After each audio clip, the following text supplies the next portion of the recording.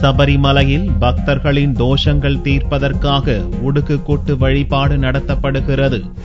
சபரிமலை ஐயப்பன் கோவிலுக்கு செல்லும் பக்தர்கள் 18ஆம் படி ஏறி ஐயப்பனை தரிசித்த பின்னர் மாளிகைப்புறத்தம்மன் கோவிலில் வழிபாடு நடத்துவது வழக்கம்.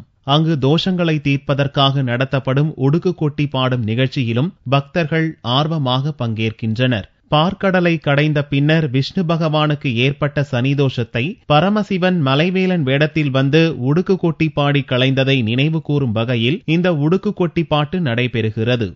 അയ്യപ്പന്മാര് അവർക്കുള്ള ദോഷങ്ങൾ കേശാദിവാദം എന്ന മന്ത്രം ഉരുവിട്ട് അവരുടെ ദോഷം